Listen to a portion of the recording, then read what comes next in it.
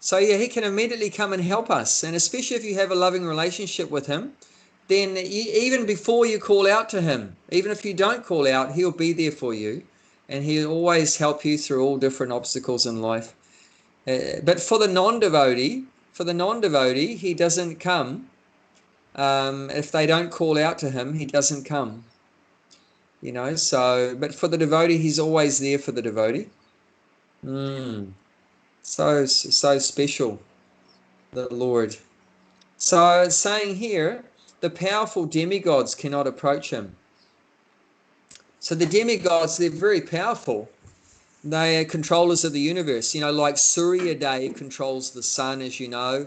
Indra controls the rain. Vayu controls the wind. Varuna controls the air. So they're very powerful. Yamaraj, he's in control of death.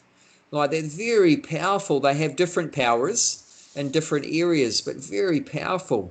And they can travel anywhere they want, without any restriction like that. And but even they, so powerful, they can't approach the Lord, because compared to the Lord, they're just like small fry. They're like an ant compared to an elephant. They're nothing compared to the Lord. And he's the supreme controller. The demigods, they're known as Ishvaras, controllers. But the Lord, he is Parameshvara, supreme controller. Supreme controller. So his position is far greater than anyone else's, and no one else can just go up to him. It's like, like I said, if you want to find out of the Prime Minister, just ask the Prime Minister. But we can't actually even go up to the Prime Minister, can we? You can't just say, oh, I want to see the President today, or I want to see the Prime Minister. Who are we? We don't have any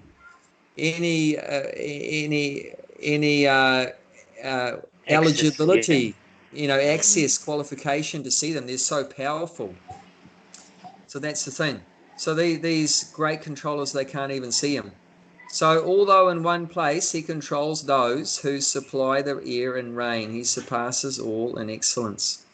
So although in one place means although he's in Vaikuntha, but he controls all the demigods who control, like is mentioned here, the air and the rain. So he doesn't need to be standing over them and holding a leash on them or anything like that. Even from he's in Vaikuntha and he's playing his flute and having wonderful pastimes with the devotees and things.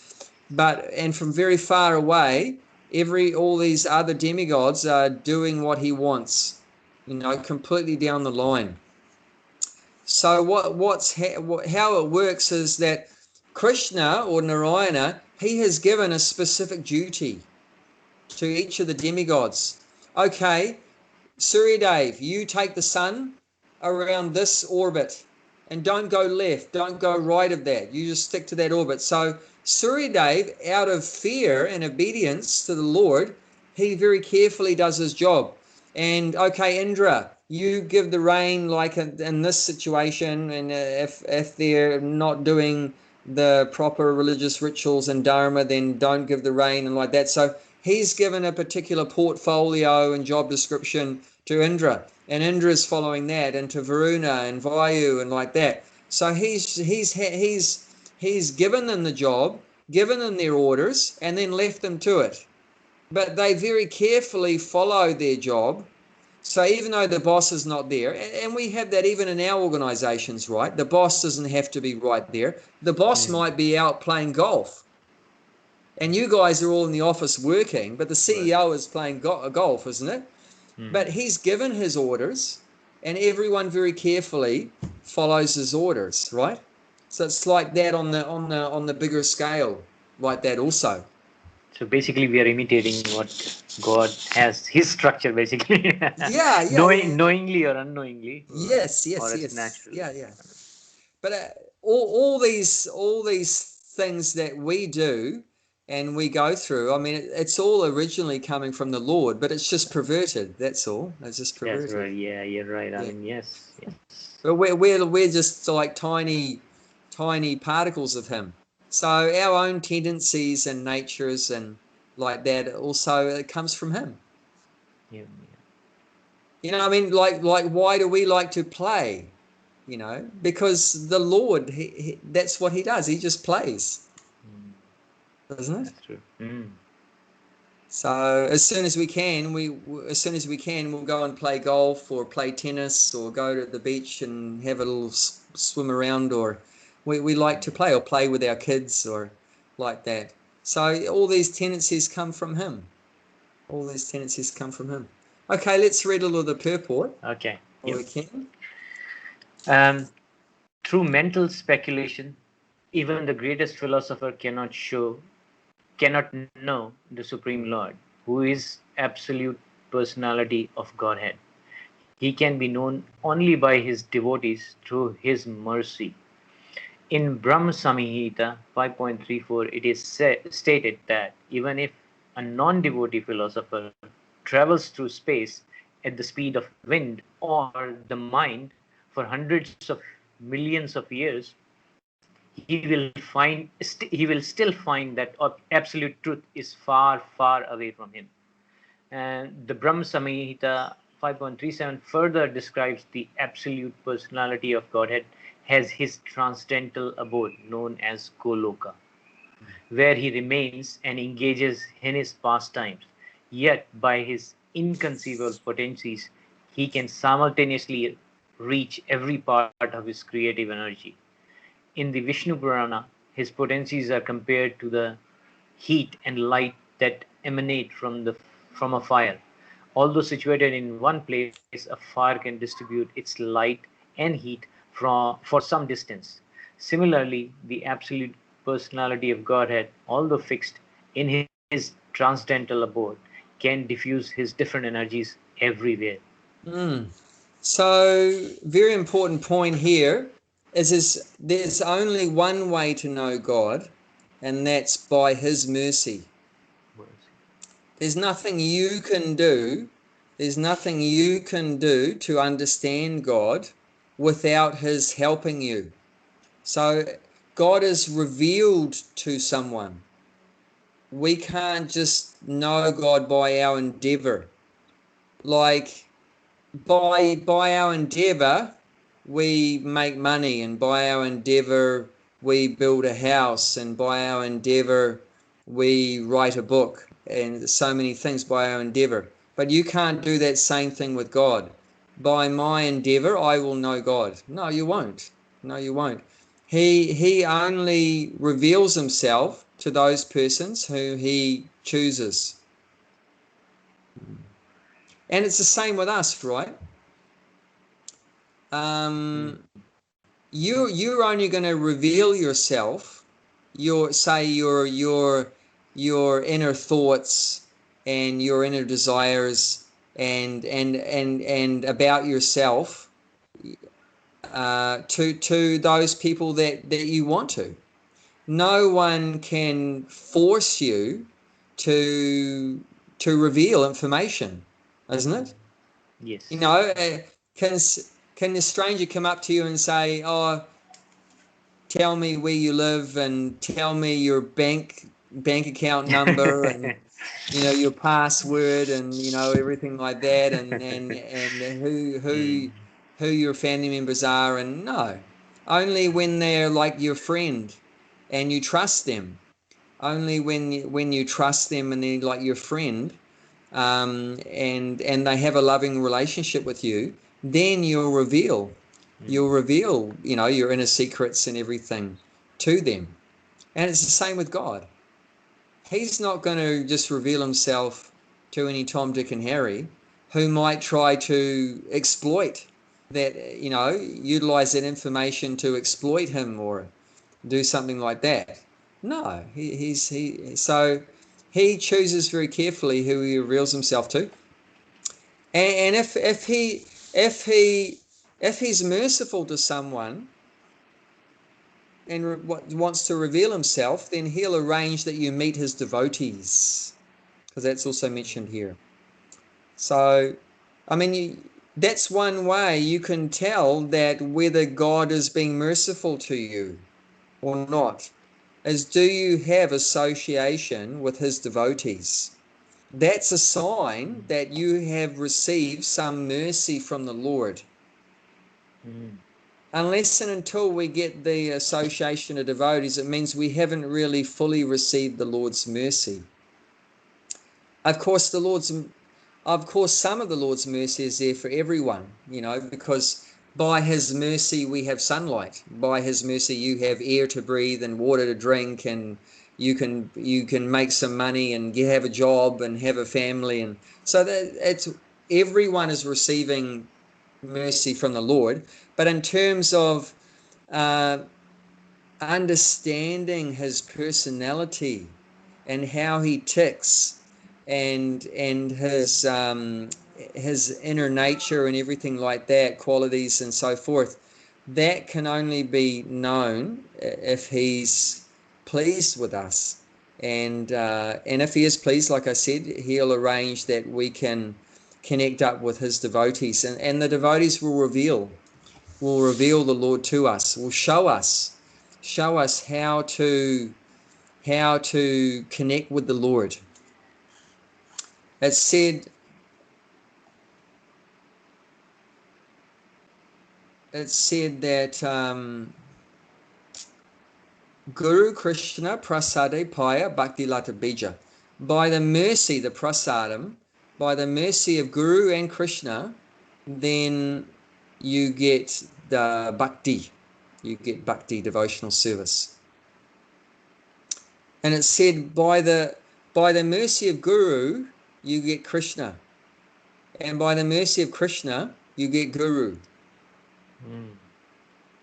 So how did you get a guru, that devotees association? That's Krishna's mercy. By Krishna's mercy, you got the guru. And the guru's mercy is that he trains you how to achieve Krishna, how to get bhakti, how to get Krishna. So the guru trains us. Like the guru will say, chant the Hare Krishna Maha mantra. The guru will say, stop eating meat, stop having intoxication, and offer your food, your bhoga to the Lord, eat prasadam.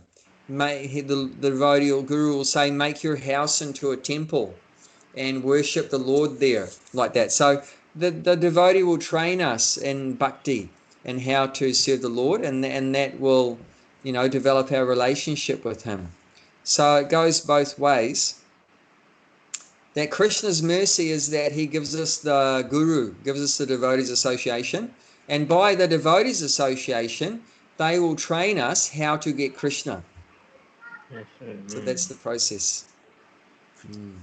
Yeah, I think it's just because the association is very important, I guess. And as you said, he arranges things. We are not aware of that, but things happen, And just like I had, I was just walking. I was talking to what's his name, Golshan, and after a few days, I was going for haircut to my kids, and there was this lady and her grandchildren. They come up with all the Bhagavad Gita as it is, and there was a Krishna storybook. So they gave it to me. How did it happen? Because I was interested in something, and then something. So sometimes you can see those things, sometimes you can't. So, I mean, as you said, the example, he arranges things. So that's sort of, for me, is kind of a prime example that, okay, this is, he wants to do something, he wants to learn something. Let's help him. Yeah. And then the next question, of course, well, why does Krishna give his mercy to some people and allow them to meet devotees and get a book and so forth, and other people he doesn't? Does that mean he's partial? He likes some people, he doesn't like other people? Why? That doesn't seem very fair. That, if God's the father of everyone, why is he merciful to some children but not merciful to other children? But then it goes back to what you said, some desire. So some of the children have some desire. Maybe it's that, I'm just suffering so much. Oh God, if you're there, help me. I've met people like that said, my whole life I was a complete atheist. I never thought about God. But one point in my life, I just hit rock bottom. and nothing was working out. My life was just so frustrating, and I was just so exhausted. And for the first time in my life, I prayed to God, "Oh God, if you're there, please help me." And the next day, like a miracle happened. And in one of these cases, I turned up at the guy's doorstep the next day after he prayed to God, "Oh God, if you are there, please help me." And I turned up the next day with a stack of books, Science of Self-Realization, the Bhagavad Gita, Krishna book, all these kind of things. And he was just blown away that he never believed in God, never thought about God. One day he prays to God, and the next day I turned up. A servant of God turns up at his door. One day after he prays to God, "Please help me." So that's how you get Krishna's mercy. When you have see, God's in our heart. He knows what's in your heart. If you want to forget him, he's not going to get in your way and interfere. But if you want to know him, if you want to take shelter of him or cry out to him, call out to him, then, like I said, he's very fast, and he'll arrange to help you. And how he arranges to help us, not in the beginning, usually is through his devotees, who are his representatives.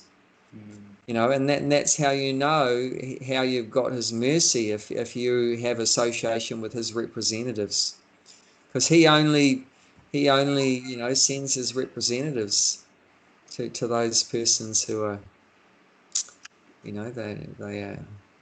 Yeah, it's really, it's like, people who are in need.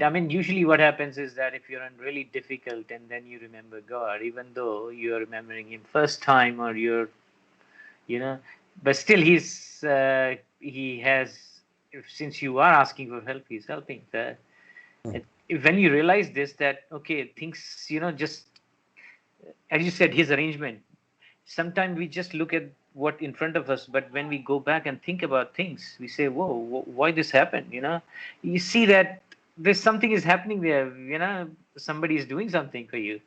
So it's that's when you realize that it's not just, there's a bigger power, bigger force there which is controlling us, which is commanding us. Yes. So that's probably is kind of initial tip to realization, saying, okay, there is, that's your self-realization, right? You're realizing actually that there is more to than this material world. It's just somebody is there, somebody is bigger than us, controlling, arranging things for us. So that's the tipping point. I think that's the starting point, I guess, when you realize this, that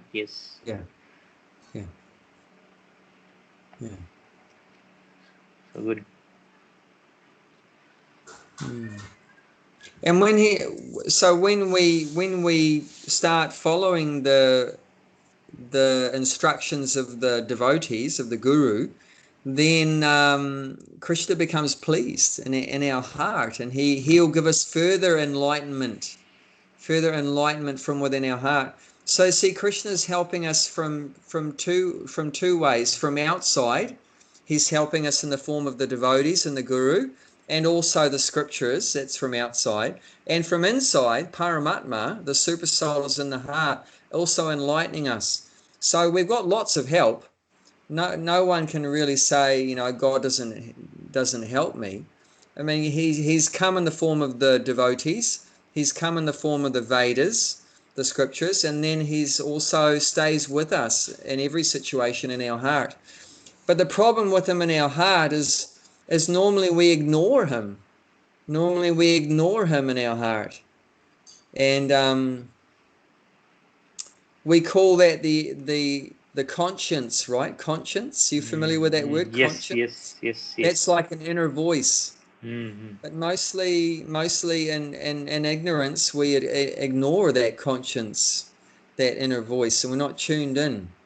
We're so much caught up in our head, in our mind, that and we ignore that conscience of the Lord in our heart, because that's what conscience is. It's the Lord in our heart.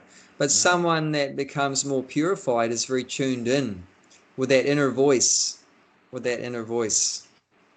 So we have to start following the universal principles, the universal laws, before that inner voice really starts to take an active role in our life.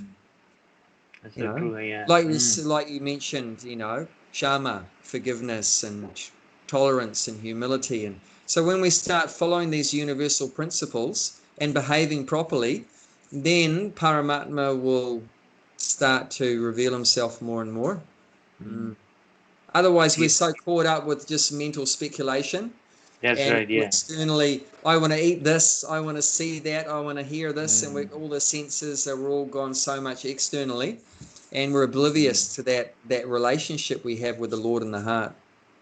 But when we're more purified, then we can become directly tuned in with the Lord in the heart, and then everything becomes revealed to us: where to go, what to do, how to do it, everything like that, more and more, getting tuned in. That's so true. It's like the sound is everywhere, right? But if you have that radio box, then tune it to the right frequency, then you can hear something. But these sound waves are everywhere, right? But if you don't have a proper receiving device, even though the transmissions are going everywhere, but if you don't have a receiver, then you can't hear anything. So also we've got to become receptive. We've got to become receptive. The Lord is trying to help everyone, but no one's receptive. So when we become receptive, which means you become a devotee and you're chanting and eating a pure vegetarian diet and prasadam